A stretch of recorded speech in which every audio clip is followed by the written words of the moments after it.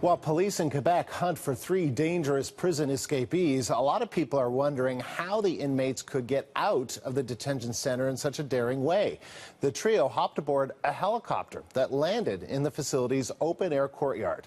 Colin Lobo has a lot to say about the daring escape. His Ontario-based consulting company specializes in the security and design of prisons, police stations, and courthouses. And I know that you didn't design this particular prison. No, I didn't. Pretty sure you're happy about that. But let's talk about the fact that this is the second time that prisoners have staged a helicopter prison break in Quebec in 15 months. Yeah. How could this happen for a second time? Yeah, it seems pretty outrageous. It almost seems like it's something from a movie. Yeah. And I'm sure the site is doing a lot to investigate it, looking at incidents that could have led up to it, looking at the operations as well as the existing site conditions itself. Now, what do you think that the prison guards could have done? So they're there, they're seeing this helicopter, presumably, we don't know all of the details, but they're seeing this helicopter land, they're seeing these inmates get on this helicopter. Yeah. What could they have done to stop it? Is there anything? The measures are, there's not a lot of measures that they could have done to stop it, and they're looking not only on trying to capture those inmates, but they have to take into account the safety of everyone else around the facility as well.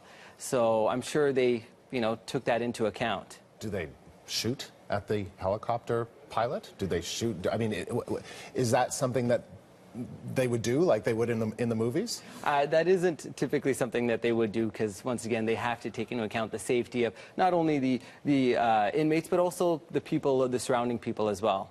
Is there protocol around how all of these things work exactly when there's a daring escape like this? Yes, the officers have been trained. They go through lots of different scenarios and how to deal with such things as helicopter escapes, and they have to assess the situation. And there are measures that they put in place to try to overcome them.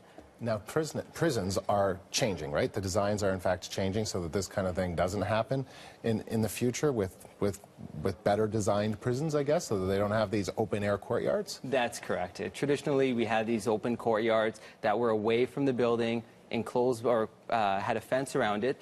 The newer designs don't have that. The courtyards are actually within the facility itself.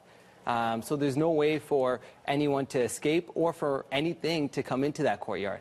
Now, these prisoners were in a minimum security prison. We have some questions about why they were in a minimum security prison and not a maximum security, given that they have pending murder charges. But could that make a difference between minimum and maximum security in terms of the ease with which a helicopter could land?